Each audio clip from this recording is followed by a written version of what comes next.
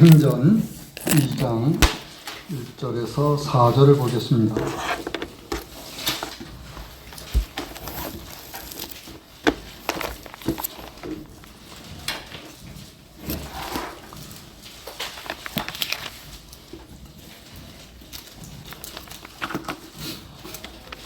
오순절날이 이미 이르매 그들이 다 같이 한 곳에 모였더니 후련히 하늘로부터 급하고 강한 바람 같은 소리가 있어 그들이 앉은 온 집에 가득하며 마치 불에 혀같이 갈라지는 것들이 그들에게 보여 각 사람 위에 하나씩 임하여 있더니 그들이 다 성령의 충만함을 받고 성령이 말하게 하심에 따라 다른 언어들로 말하기를 시작하니라.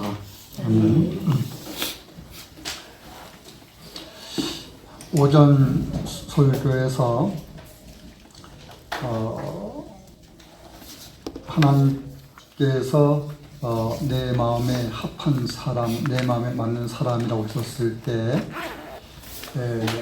이것이 우리가 이제 말하는 그 성령론, 성령과 무관하지 않습니다. 성령의 임하심과 무관하지 않은데 오늘부터 한동안 성령에 대한 이해를 설명해 주는 시간을 가지려고 해요. 기독교가 기독교를 설명하는 것을 교리를 가지고 하게 됩니다. 그래서 우리가 소유하고 있는 성경이 어떤 책이냐, 이게 이제 성경론이에요. 그리고 이 성경을 통해서 우리가 갖게 되는 지식, 거기에 이제 신지식, 이게 신론입니다. 하나님에 대한 그 지식을 알려줍니다. 성경을 통해서 하나님에 대한 가르침을 이제 쭉 교리적으로 이렇게 정리를 하게 돼요. 그리고 인간은 도대체 어떤 존재냐? 인간의 존재에 대한 지식이죠. 이해. 인간론이에요. 그리고 그 인간론의 그 핵심은 인죄론입니다. 인간론이라는 그 신학 용어를 쓰기도 하지만은 인죄론을 말하는 것이 이제 더 올바르다 이렇게 보는 분들도 있죠. 인간론 곧 인죄론, 죄인된 인간에 대한 이해를 갖게 해주는 거예요. 그리고 그 죄로부터 구원하실 그리스도신 예수님에 대한 가르침, 그 교리를 기독론 이렇게 되죠. 그리스도를 통해서 그 하나님의 택한 백성을 구원하는 진리, 그 구원론입니다. 그 구원론은 하나님의 영원한 작정에서부터 시작해서 하나님의 부르심, 그리고 중생, 회개 신앙, 하나님의 양자되고 하나님 앞에서 그 의롭다함을 받음에 있고 그 하나님의 양자되고 그리고 성화에 대한 이해를 갖게 해주며 구원의 궁극적인 영화에 대한 가르침들을 줍니다. 이런 것을 성경을 통해서 그냥 그 교리를 만들어낸 것이 아니고 하나님이 기록해 주신 말씀에서 하나님의 영원한 작정은 이런 거다, 소명은 이런 것을 말해주고 중생이라는 것은 이런 것이다, 이렇게 하나씩 하나씩 설명해 주죠. 그리고 이제 그 교회에 대해서 알려줍니다. 또한 내세에 대해서 이제 종말론이죠. 내세론, 종말론, 이것이 어떤 것이냐라는 것을 알려주면서 영원한 그 새하늘과 새 땅, 새 예루살렘의 곧 하나님의 나라에 대한 가르침들을 줍니다. 자, 이 모든 것들을 우리가 이렇게 체계적으로 알아야 될 필요가 있기 때문에 교회는 교육을 대단히 중요시 여기는데 그 신앙 고백서에 근거해서 교리 문답서를 만들어서 어린이들에게도 그리고 청장년들에게도 교회 구성을 이루고 있는 모든 성도들에게 체계적으로 쭉 가르쳐줘요. 그 하이델베르크 교리 문답이 그러하고 또 장로교회 웨스트민스터 신앙 고백서를 해서 만든 대교리 문답, 소교리 문답이 그러해요. 그런 것들을 만든 것은 그 기독교의 교리를 가르쳐야 될 중요성을 알기 때문에 그런 거죠. 그리고 그것을 늘 그 오후 시간을 통해서든 시간이 될 때마다 그 교육 자료로 이렇게 사용해 왔습니다. 그 장로교는 그 개혁파 교회라고 그래요. 우리는 개혁교회 이런 용어를 쓰고 있습니다만은 그 개혁파에 속한 그러니까 교파들이 있죠. 중에 이제 장로교가 이제 그 하나의 그 중심을 이루고 있는데, 교회 교리의 교육을 중요시 생각하고 늘 가르칠 수 있고자 합니다. 기회만 되면은 가르칠 수 있고자 하는데, 이렇게 끊임없이 가르치는 일을 하지만 그럼에도 불구하고 교리가 이렇게 벗어나 있는 또는 그 왜곡해서 가져나가는 그런 상황이 많은 거예요. 그러니까 성경의 가르침대로 우리는 받는다 이렇게 얘기하는데, 성경의 가르침대로 받는 그 지식, 그 믿음이 있질 않아요. 벗어나 있는, 그러면서 그것을 벗어나 있다, 삐뚤어져 있다 이렇게 생각 안 해요. 늘 올바르다고 생각을 해요. 자신의 사고, 자신의 관념에서 이것을 해석하고 설명해 나가는 그런 자세를 가져나가면은 그럴 수밖에 없어요. 제가 이제 종종 인용하는 것 가운데 하나가 신문 기사인데, 신문 기사에 매일매일 뉴스가 뜨잖아요. 지금은 뭐 텔레비로 다 듣고 또 인터넷으로 보고 이런 상황이지만, 과거에는 신문이라는 것이 있었습니다. 그래서 늘 집에 신문을 구독하죠. 중앙일보를 보든 동아일보를 보든 또는 기타 어떤 다른 신문, 뭐 조선일보를 보든 그 하루 시작을 신문을 보는 것부터 시작하는데, 저 일면 제일 위에 큰 글씨로 이렇게 그걸 이제 그 헤드라인 딱 가장 중요한, 그 가장 큰 글씨의 그 제목을 보고 사람들은 그 내용, 이제 기자가 쭉 쓴 내용들이 있잖아요. 그 기자가 쓴 내용의 파악 속에서 보는 분들도 있지만은 그냥 제목만 보는 분들도 있어요. 그래서 생각하는 거죠. 제목은 하나인데 제목 가지고 그 제목이 가지고 있을 내용들을 자기들 나름대로 생각을 다 하는 거예요. 그래서 이것은 이렇다, 저것은 저렇다, 난 여기도 찬성한다, 난 여기도 반대한다. 온갖 자신의 생각으로 이의를 가져나가요. 제목은 하나인데 그걸 가지고 각각 생각하고 판단하는 것이 전부 다른. 그것처럼 성경을 보면서 성경에서 여러 가지들을 각 주제별로 교리로 말해줄 수 있는 주제별로 쭉 이렇게 우리가 보는 것들이 있는데, 이것들을 성경을 기록해 주신 기록자, 이게 사도와 선지자들이고 이들의 이 기록에 있게 하신 하나님이 계시다. 바울은 디모데를 통해서 그것을 모르면 성령의 감동하심을 입은 자들이 하나님께 받아 기록한 것이다 라고 해서, 사도와 선지자들이 구약을, 신약을 자기 임의대로 기록한 게 아니라고요. 하나님께서 기록에 있게 하신 그 내용을 기록한 것이기 때문에 그 내용을 파악을 해야 돼요. 그리고 이해를 해야 되는 것이죠. 근데 그러질 않은 거예요. 그래서 하나님의 그 본의 또는 진의, 그 진짜 의도예요. 본의는 본래 의도, 원의, 원래 의도, 원래 의미. 그거를 봐야 되는데, 그러지 않고 그냥 자신의 자의적 판단으로 또 자의적 생각으로 이런 거다라고 얘기를 하는 일들이 생겨요. 그래서 나오는 것이 다른 복음.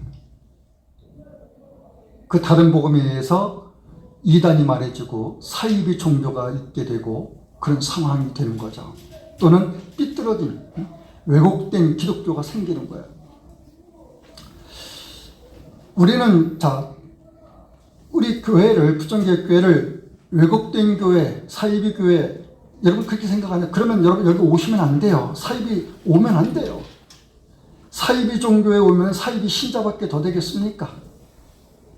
이단 종파의 교회 가면은 이단 신자밖에 안 된다고요. 거기서는 복음이 말해지지 않아요. 예수 그리스도의 이름을 들먹여도 자신들의 사상을 펼쳐나가기 위해서 임의적으로 자신을 적용하고 있는 것이지 정말 믿음의 구주이신 예수 그리스도 그분에 대한 이해 속에서 하는 게 아니라 이단 종파에 가게 되면 이단 신자밖에 될 수 없습니다. 그럼 우리는 뭐라면 우리는 정통파다. 정통파. 또 그리고 개혁파다. 그럼 정통이고 개혁은 도대체 뭔데요? 하나님께서 그리스도 예수를 통해서 세우신 그 교회로부터 출발해서 그 교회가 지녀온 그 믿음에서 벗어남이 없는 것이 정통파라고 하는 것은. 그것 때문에 벗어났을 경우에 뭐가 일어납니까? 종교 개혁이 일어나는 거죠. 과거에는 한 나라가 뒤집어지는 개혁이 있었어요. 그 종교 개혁이. 그리고 그 세계에 영향을 끼칩니다. 근데 이제는 그런 시대에 갖지를 못해요. 많은 기독교 교파가 있고 저마다 주장하고 다른 것들이 이게 산발돼 있어가지고 제2의 종교 개혁을 갖는다라는 것은 각각의 개교회가 믿음의 진리에 올고 있게 서 나가는 것 외에는 이젠 있을 수가 없다. 뭐 국가적으로 있다, 세계적으로 일어난다. 그런 것은 기대할 수가 없다. 그런 기대 있게 하질 않아요. 우리들이 바르게 서 나가야 되는데 그 중에 하나가 뭐냐면은 성령에 대한 이해입니다. 성령론입니다. 어떤 것보다도 성령론에 대한 오해가 가장 크고 왜곡이 가장 커요. 잘못된 이해, 잘못된 그 신뢰가 가장 커요. 그래서 이것을 이제 여러분에게 설명해 가려는 거죠. 근데 그게 한두 가지가 아니에요. 성령에 대해서 한두 가지. 성령이 오심에서부터 시작해서 그분이 세우시는 교회, 그분이 전하는 복음의 진리, 그 성령에 의해서 있게 되는 성령의 어떤 그 성령 세례, 성령 충만, 은사 등등 교회와 관련된 그 어떤 직분, 이런 모든 것들 다 성령론하고 관계 있는데 이 성령에 대한 잘못된 이해로 인해서 다른 모든 것들이 성령과 관계된 모든 것들을 잘못 가져나가는 상황들이 생기는 거예요. 그래서 그런 것들을 잡아보는 시간을 갖자라는 겁니다. 그래서 여러분 잘 배우시면은 유익하다. 자, 오늘은 그 첫 번째 시간을 갖는 것으로 사도행전 2장 1절에서 또 4절을 봤는데 자, 이 내용을 갖고 여러분에게 좀 뭘 얘기하려는 것이 아니라 이 내용에서 이런 내용, 성령이 임하심이 오순절날에 있었어요. 그 성령의 강림이 있는 상황에 대해서 알려주고 있는데 2절에 보면은 하늘로부터 급하고 강한 바람 같은 소리로 임해 마가 요한의 다락방에 모인 120여 명의 그 많은 신자들에게 예수님의 제자들이죠. 12 제자와 함께한 또 다른 제자들 그건 12제자도 포함됐고 다른 그 외 단체도 포함됐고 그게 한 120명에 이른다 그 말이. 이들에게 성령이 임하심이 있는데 하늘로부터 급하고 강한 바람 같은 소리가 임하는 것으로 온 집안에 가득. 3절에는 이건 바람 같은 소리 귀로 듣는 현상이잖아요. 근데 3절은 마치 불의 혀처럼 갈라지는 것들이 그들에게 보여. 눈으로 볼 수 있는 그 현상으로 지금 임함에 있는 거예요. 성령의 강림이. 이거 각 사람이 임하였더라. 그들이 4절에 보면 다 성령의 충만함을 받았다. 그들은 성령이 말하게 하심에 따라 다른 언어로 말하기, 곧 방언을 말했더라. 이렇게. 방언의 실체를 제가 언제 잠깐 얘기했었죠. 우리 오늘 교회에서 말하는 그런 방언이 아니에요. 잘못된 그런 방언이 아니라고요. 자, 여기에, 아침에, 그런 예수님께서 세례를 받으실 때 성령이 비둘기 같이 임하셨다. 그래서 비둘기의 그 형체, 비둘기 형상화된 그 눈으로 볼 수 있게 그 하늘의 음성이 들리길 이는 내 산 내 아들 내 기뻐하는 자라 하늘의 음성이 귀로 들려주시는 것이 있었어요. 그처럼 여기도 눈으로 볼 수 있게 임하시고 귀로 들을 수 있게 임하시는 현상이 있었어요. 왜 이런 현상이 있었을까? 이건 일반적인 현상일까요? 일반적인 현상이 아닌 거죠. 일반적이지 않은 것을 뭐라고 말합니까? 특수한 현상, 특별한 현상 이렇게 말하게 돼요.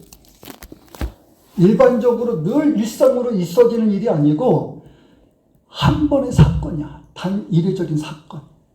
이걸 반복적으로 보려고 그러면 안 된다고요. 그래서 성령이 무엇인지도 알지 못하는 이 당시의 시대적 상황.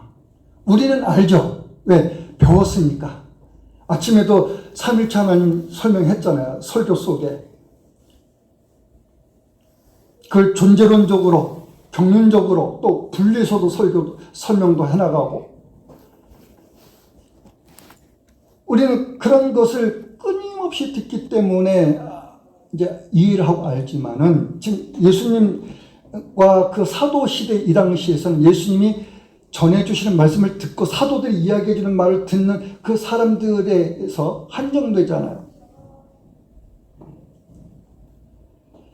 근데 처음에 성령 임하시게 될 때는 예루살렘에 모인 수많은 유대인들이 이들이 아직 개종하기 전인데 예수 그리스도를 그들은 배척하는 상황에 있는 그들이 성령 하나님에 대한 이해를 갖겠어요? 없죠, 당연히. 자, 그런 그들에게 너희들이 죽인 이 예수를 하나님이 주와 그리스도가 되게 하셨다 라는 걸 알려가시면서 그 일을 누가 하냐, 누가 성령의 말하게 하심을 따라서 행하게 되는 이 성령의 사역이 존재하게 돼요. 이로 인해서 성령의 강림이 먼저 있어야만 됐던 거야. 근데 성령이 뭐 있는지 뭔지 그 실체조차 실체를 아무런 이해를 갖고 있지 못한 그들에게서 그들이 눈으로 볼 수 있게 귀로 들을 수 있게 임함으로 수용하게 한다고. 수용하게. 그 수용에 있는 사람들이 몇 명인가요? 이 당시에 120명으로부터 출발해서 믿는 자들이 3천에 이르더라. 3천에 더 하더라. 이렇게.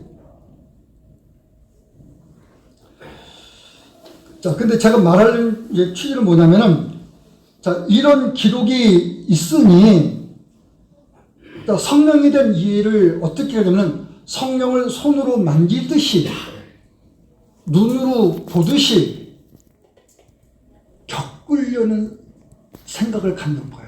겪으려는 생각. 어떻게 겪는 생각이냐? 성령이 그 불이 임하셔도 이게 불길이 가면 불의 혀라고 말하잖아요. 불의 혀.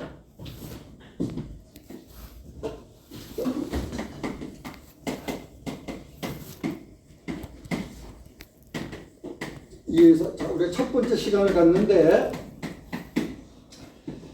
이 성령을 불의 혀같이 갈라지는 게 있었다.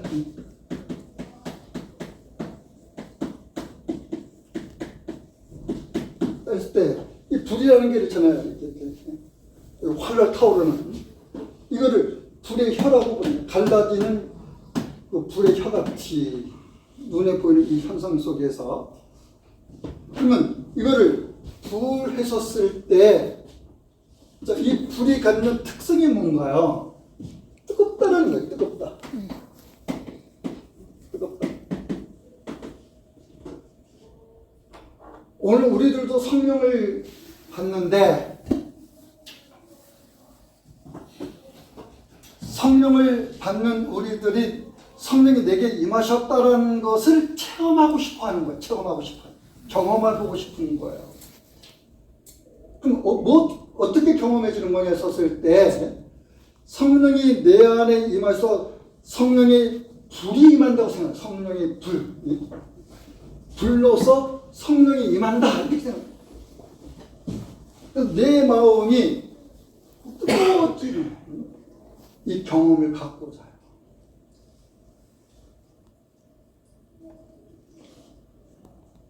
그래서 성령을 달라고 기도해요. 자, 여러분 우리 이 찬송 한번 불러보셔요. 이게 184장. 우리는 안 부르는 찬송인데 이게 이 찬송으로 찬양하기 위해서 우리가 하는 것이 아니고 잘못됐다는 걸 말하기 위해서 부르는 겁니다. 오해하지 마세요. 같이 불러 시작. 불길 같은 성령, 성령이 아니라 주성령이네. 다시. 불길 같은 주성령, 간구하는 우리에게 지금 강림하셔서 영광 보여주소서. 성령이 임하사 우리 영의 소원을 만족하게 하소서.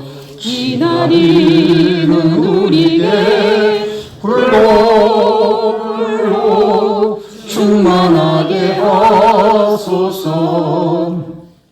이 찬송을 거의 매주 불렀었어요. 어렸을 때 거의 매주 예배 때도 아주 자주 부르고, 그때는 이 찬송이 문제 있는 줄 몰랐습니다. 이렇게 부름으로써 우리의 찬송이 되고 하나님께 올려지는 그 찬미가 되는 줄 알았어요. 근데 이제 시간이 흐르면서 이 찬송을 부르면 제 마음이 불편한 거예요. 찬송을 부르면 기뻐야 되잖아요, 마음이. 근데 불편한 거예요. 이 찬송을 부르는 게 맞나?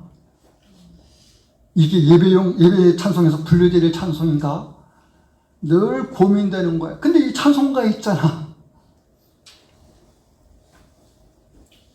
그러다가 이제 어느 때부터 이 찬송을 의도적으로 부르지 않았습니다. 저희 예배에서 이 찬송 부르는 거 거의 못 봤죠.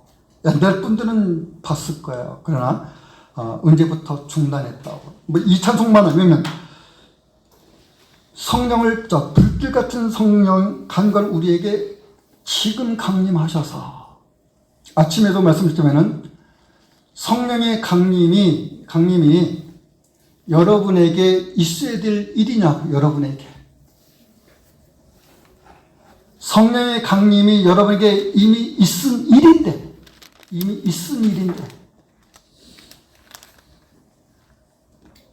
성령의 강림을 반복해서 받아야 될 상황이냐고요. 이걸 성령의 어떤 그 강림의 어떤 연속성을 주장하는 분들이 있어요. 매번 받아야 되는 거야. 매번 구해야 되는 거야. 성령이 오소서, 성령이 강림하소서. 그래서 매번 성령을 충만하고 그래야 되는 거야.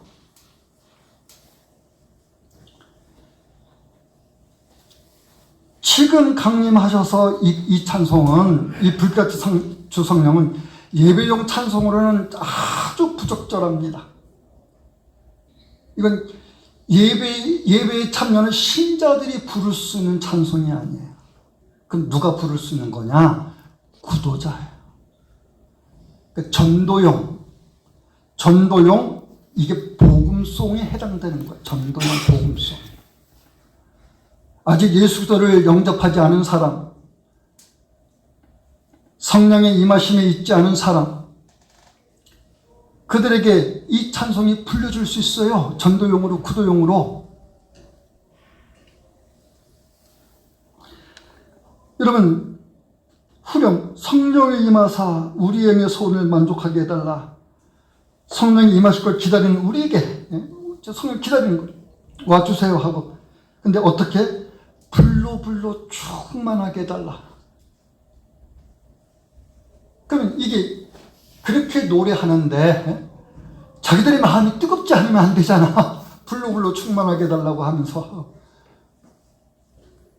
그래서 마음의 그 뜨거움을 갖는, 감정의 격한 그 감흥을 일으킨, 이것을 경험하고자, 겪고자 해요. 그리고 그것으로 나오는 게 뭐예요? 눈물 콧물이야. 그리고 찬송하고 그냥 성령이 오셔서 크게 그냥 소리쳐서 주여 삼창 불러가면서 그렇게 해갖고 눈물 콧물 다 쏟고 한동안 기도하고 나서 속이 후련해. 그리고는 불 받았다고 생각하는 거야. 나 성령 불 받았다. 이런 찬송이 곳곳에 있어요. 183장 빈들의 마른 불같이 해도 3절 그 중반에 보면 성령을 부으소서, 갈급한 내 심령에 성령을 부으소서, 이런 표현들이 있다. 190장에 성령의 강림하사에도 3절에 보면 3절 후렴 앞에 보면 성령 강림하옵소서, 충만하게 하옵소서, 예수여 비오니 내게도 들으시고 애통하고 회개하는 내 마음 충만. 이게 예배용 찬송으로, 이 찬송이 아예 부를 수 없다 그게 아니에요. 예배용 찬송으로 부적절하다 그 말이지. 왜 시편 찬송으로 불려야 되는지에 대한 중요성을 말해줍니다. 우리들이 만든 그 찬송에는 예배 찬송으로 부를 수 있는 찬송에 합당한 찬송들이 적어요. 우리가 지금 이게 640장 가까이 되는 거잖아요. 여기에. 여기서 정작 부를 수 있는 찬송곡은 몇 곡 안 됩니다. 한 100곡 이하 될래나, 한 수십 곡 될래나.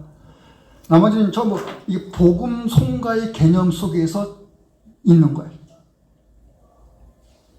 그래서 또 복음 전도를 위해서 쓰여질 수 있고, 신자의 교제 속에서 불려질 수 있고, 그러긴 하지만 또 전도용으로도 그렇고 신의 교제도 부적절한 표현들이 많습니다. 불릴 수 없는 찬송.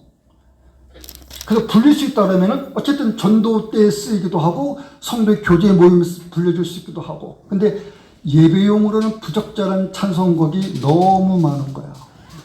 그 중에 성령에 관한 찬송곡이 대표적입니다. 여러 곡들이 있어요. 자, 성령이 우리에게 임하시는데, 아니 사도들에게, 그리고 그 사도가 함께 있는 그 120문도들에게 그렇게 임하셨다.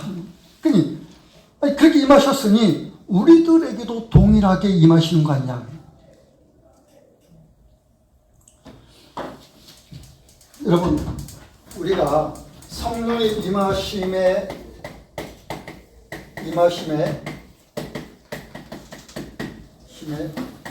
원리, 이거를 알면 여기에 적용되는 모든 것을 파악하게 되는 거죠. 여러분들이 1 플러스 1은 2다.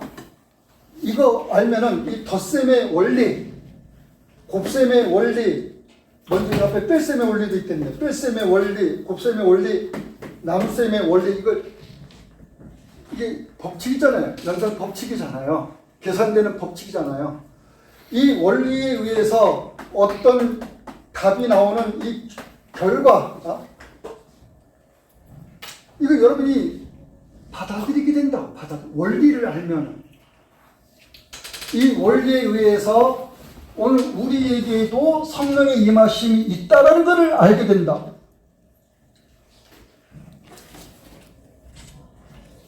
사도들과 그리고 함께 배우자들에게 바람 같은 소리로 진동하는 것이 있고, 우리 마음이 진동하는 게 있고, 불의 혀같이 갈라지는 것이 우리 속에 임해서 우리 마음이 뜨거워서 견딜 수 없는 그 상황을 겪어야 경험이 되는 것이 아니라 원리가 우리에게 적용되는 거예요. 적용.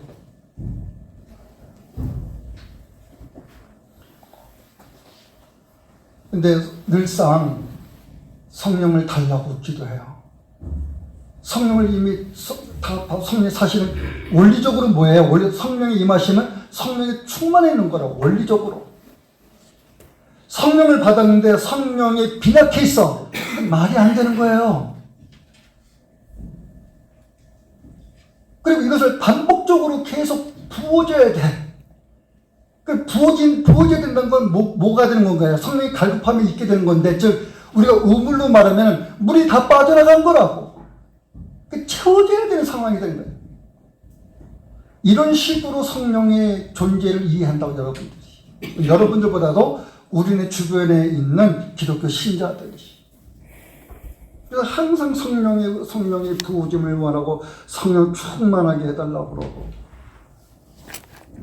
성령이 임하고 성령이 그 거하심 속에서 성령의 충만에 의한 그 권능에 의해서 우리들의 삶이 어떻게 펼쳐져 나갈 것인지에 대해서 자신이 쓰여지려고 하질 않냐고 맨날 부어달라고 그러고 받겠다고만 그래요. 그리고 성령의 권능으로 자신이 뭐 하려고 하느냐. 여러분, 성령과 성령의 권능, 성령과 성령의 권능.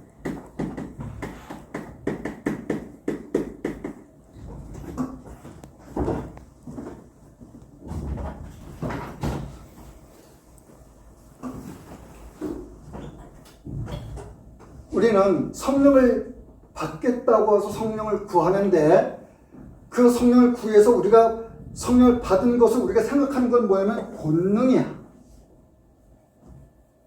요거는 빠져.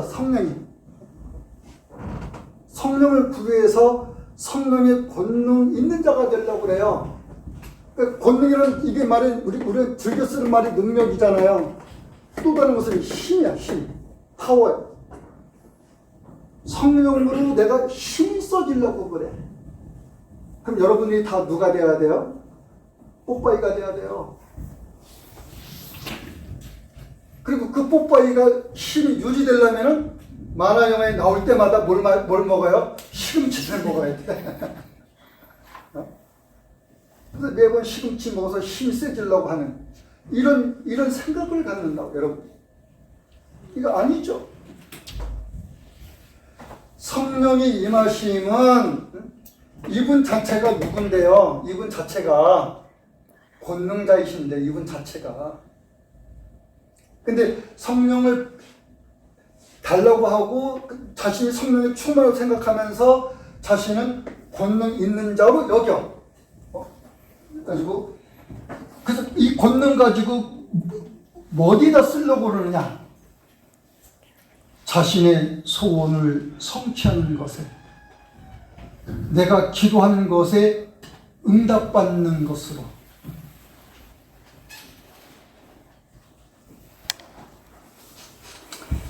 자, 여러분, 우리나라가 남북 분단이 되어 있잖아요. 남북 분단. 저는 통일을 원해요. 왜냐면 한민족이니까 당연히 통일을 원하죠. 지금 북한은 통일을 원하지 않아요. 지금 북한은 통일을 원하지. 김일성 주석이 있을 때까지는 이게 강했어요.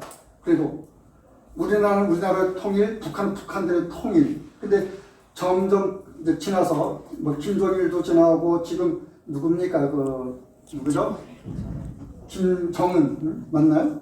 어쨌든 지금은 이게 완전히 달라요. 북한은 남한의 실체를 인정 안 하려고 그래요. 한민족으로 인정 안 하려고 그래요. 근데 자, 우리는 인정을 하니까 북한에서 온 사람도 우리 북쪽에 있는 사람이야. 북한은 우리를 북쪽에 있는 사람을 인정 안 하죠. 근데 우리는 인정을 해. 네?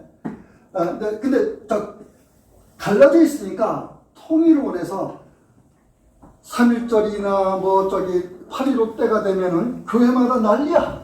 어떻게 이 남북한 통일시켜달라고 기도에 이걸 포함시켜.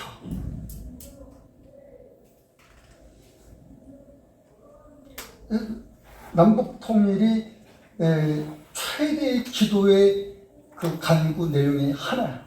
여러 가지가 있겠지만 여의도에 모여가지고 많은 기도 여러 가지 하지만 그중에 이 남북 통일이 아마 안 빠질 거예요. 8.15 광복절이고 3.1절이고 뭐 그런 데에 빠지겠어요. 이거 몇 년 동안 하고 있는 건데 통일이 안 돼. 통일의 가능성은 점점 희박해져. 어떤 대변혁이 생기지 않는 한 이건 점점 희박해지고 암울해지는 거죠. 그렇다고 가능성이 없다는 건 아니잖아요. 무슨 전쟁이라든지 기타 어떤 사건을 통해서 통일될 수 있는 상황도 있겠죠. 그러나 그것이 우리가 기도해서 성령을 의존해서 기도해서 받을 기도 응답이냐 그 말이에요. 기도 응답.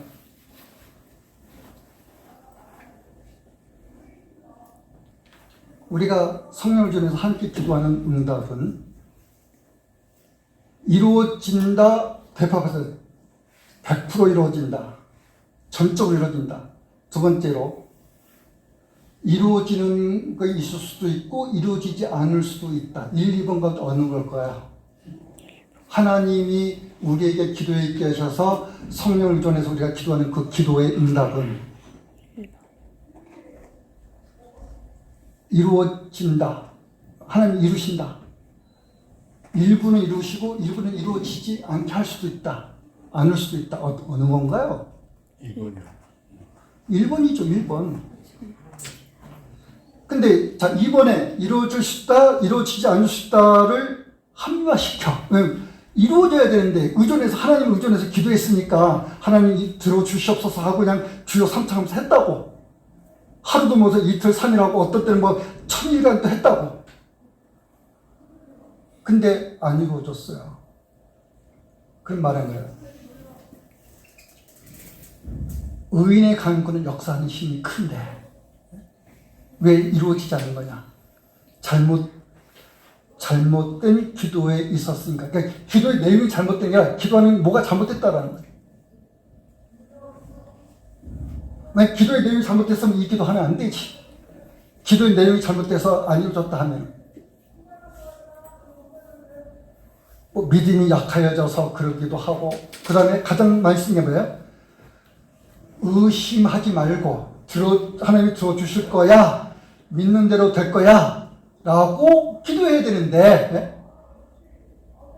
혹 하는 마음, 의심, 의혹을 품은 기도이기 때문에 들어주지 않을 수도 있다. 라고 말하기도 하고 또 어떤 분들은 하나님이 그 기도를 왜 안 들어주셨느냐? 들어주셔가지고 유익하면 들어줄 건데 혹 마치 어린아이, 갓난아이가 그 잘못된 그 카타카를 쓰다가 다칠 수 있을 위험성이 있기 때문에 하나님이 뭐 안 들어주시기도 했다. 그러나 때가 되면 들어줄 거야. 뭐 이렇게 말하는 분 별 사람이 다 있어요. 그런 거냐고요? 그렇지 않습니다. 성령의 간구, 성령께서 우리를 기도했게 하신 그 내용은 아침에도 말씀한 하나님의 그 뜻을 이루심 속에서 있는 일인데, 하늘의 뜻이 이 땅에 이루어질 것에서 이루어지지 않는 일이 있으면 안 되죠. 근데 그게 세상 만사 그 일이고 우리의 형통해야 될 우리의 그 매사의 모든 일에 관련된 거냐고요. 하늘에 하나님께서 품으신 그 뜻을 이루시는 것에 있는 거잖아요. 그 기도에 있지 않고 잘못된 기도에 있으면서 하나님 들어주세요라고 하면은 이게 안 되는 거죠. 어쨌든 그게 자신들의 소원, 자신들의 간구, 이것을 응답받을 수 있는 한 방편으로 또는 한 길로 성령을 요구하는 거예요. 성령을 구함이 잘못된 거죠. 성령을 구함에 있어야 될 자라고 하면은,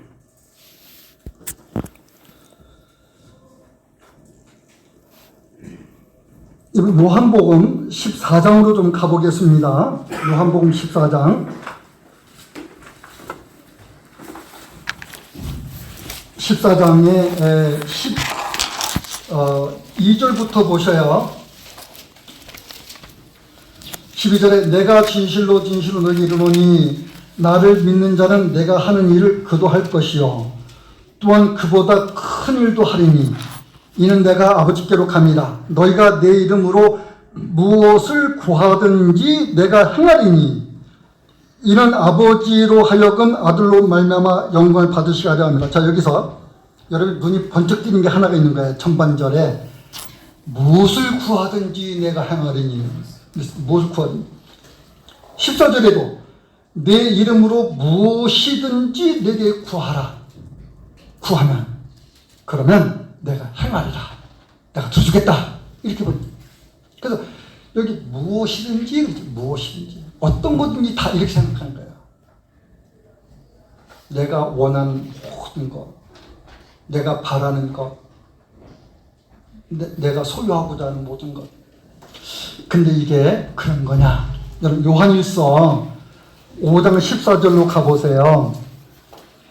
거기에 가면은 이런 말씀, 5장 14절 13절부터 있는 건데 14절만 봅시다.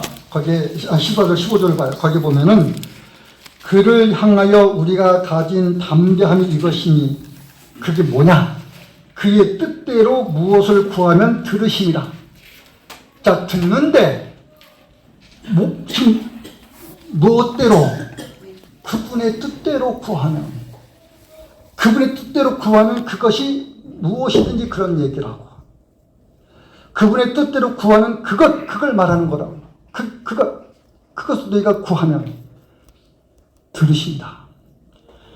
우리가 무엇이든지 구하는 바를 들으시는 줄 우리가 아는데, 우리가 그에게 구하는 것을 얻은 줄 또한 알 것이다. 안다.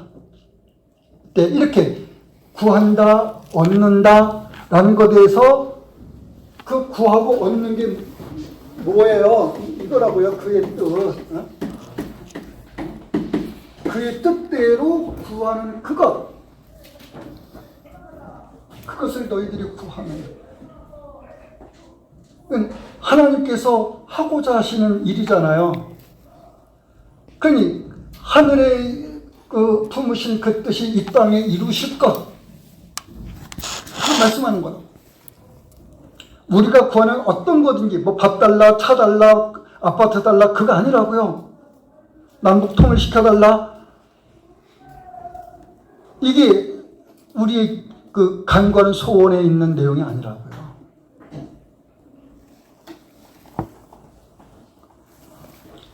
요한복음 14장에 자, 어떤 얘기 또 하고 있느냐? 보세요. 내 이름으로, 15절부터 너희가 나를 사랑하면 나의 계명을 지키리라. 내가 아버지께 구하겠으니 그가 또 다른 보혜사를 너희에게서 영원토록 너희와 함께 있을 것이다 라고 지금 뭘 얘기하나요? 또 다른 보혜사.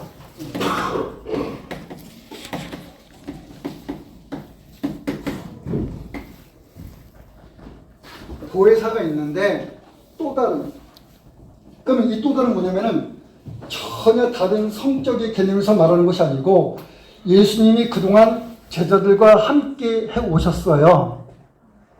선생으로 주로 제자들과 함께 오셨는데, 그래서 그 제자들에게 자신이 알려야 될 모든 것 전하셨죠. 가르치고 설명하고 또 권능을 행해서 나타내 보이시고. 근데 그 예수께서 이제 죽으시고 부활하신 후 40일 동안 땅에 계셨다가 이제 하늘로 승천하시게 돼. 그래서 내가 가면은 또 다른 일을 보내줄 거야 라는 개념에서 예수께서 아버지와 더불어 보내실 성령을 지칭하는 거예요. 성령을. 이게 예수께서 아버지와 보내실 선물이야. 저에게 보낼 선물. 세상에 보내실 선물이라고요. 그럼 그분을 왜 보내느냐? 그분을 왜 보내느냐? 너에게 주어서 영원토록 너희와 함께 있게 할 것이다. 그는 누구냐? 진리의 영이다. 진리의 영.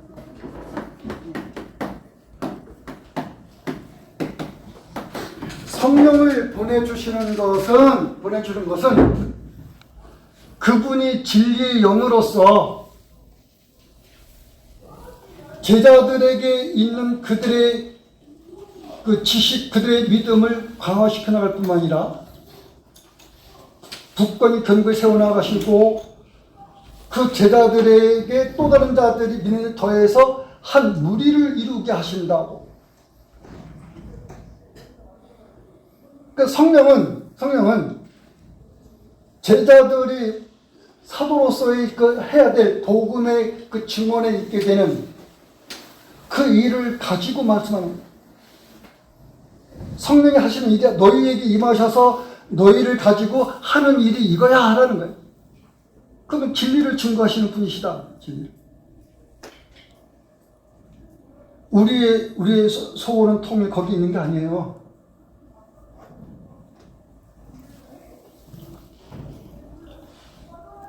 세상이 그 진리의 영을 감당할 수 없어, 이길 수 없어요. 세상은 그 성령을 알지도 못할 거야. 그들은 성령을 받을 수도 없어. 그들은 성령이 오셔서 모든 사람에게 주어지는 게 아니에요. 모든 사람에게 임하는 게 아니에요. 하나님이 택하신 자들에게 한정된 거다. 그래서 세상은 눈이 그를 받지 못한다. 그를 보지도 못하고 알지도 못할 것이다. 그러나 너희는 예수님의 제자들, 훗날 거기에 그 포함될 믿는 자들, 너희는 그를 아나니 그는 너희와 함께 거하시는 너희 속에 계실 것이다. 자, 이 성령을 보내주신다.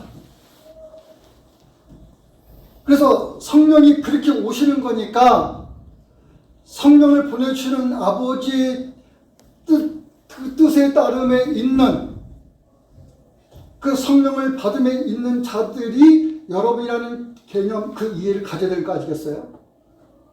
근데 이것을 이 구절은 이렇게 말해요.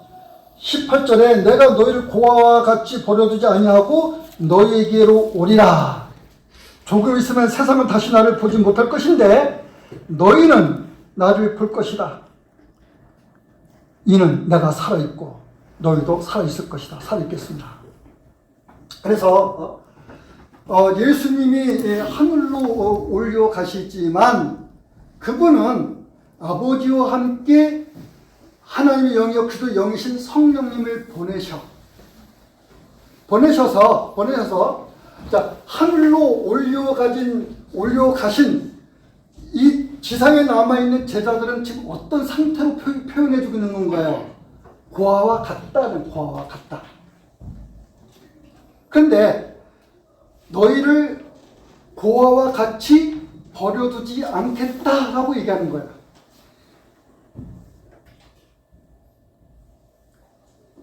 가족으로 말하면은 자식들이 있는데 부모가 없으면 구하라고 하잖아요. 아버지도 없고 어머니도 없어 구하라고 그래요. 근데 너희를 고와 같이 지금 예수님 하늘 울려가시면 그렇게 될 것이지만 너희를 결코 고아와 같이 되게 하지 않겠다. 고아와 같이 만들지 않겠다. 왜냐? 아버지와 더불어서 예수께서 아들이 성령을 보내주셔서 너희들과 함께 있게 할 것이다. 결코 고아와 같이 되지 않는다. 여러분. 성령을 보내주시는 근본적인 이유예요. 까닭이에요. 그럼 여러분들은 지금 성령의 강림하심, 성령의 임하심으로 여러분은 고아와 같이 버려진 자가 아니죠. 여러분이 성령님을 통해서, 성령 우전해서 그분으로부터 오는, 주님으로부터 오는 모든 지혜, 그분이 일하시는 그 본능 속에 여러분이 있다고, 여러분. 그리고 그것은 여러분을 향하여 하나님이 품으신 거룩한 뜻. 그거를, 자, 우리는 뭐라고 그래요? 구원이라고 그래요. 나의 구원, 여러분의 구원, 이게 교회 구원이에요. 교회의 구원을 이루어 가실 것으로 성령님은 항상 하나님의 뜻으로 충만하신 거야. 그 성령에 충만하면 여러분들 또한 우리의 구원을, 교회의 구원을 이루어 가실 하나님의 뜻으로 충만한 거예요. 그러니까 충만하다는 것은 밝히 알아서 그 뜻을 받들어가는 것에 있는 거잖아요. 그런 것에 여러분들은 뭐가 있어야 되겠어요? 기도가 있는 거죠. 우리가 하나님의 뜻에 무지하지 않고 어리석음이 있지 않고 밝히 아는 지혜, 그 지식이 있어서 뜻을 잘 받들어갈 수 있는, 그게 여러분의 소원고 바람이어야 되는 건데 엉뚱한 소원과 바람이 있다. 그러지 않고 바른 기도에 있도록 성령 안에서 구하는 바른 기도에 있어서 이 부천개혁교회가 든든히 잘 살아갈 수 있기 바랍니다. 그런 분들이 많이 있으면 많이 있는 게 좋잖아요. 힘이 써지는 거니까. 하나님의 권능으로 충만한 거니까. 근데 그 깨달은 그 이해에 거기 있지 못하면은 당연히 교회가 약할 수밖에 없죠.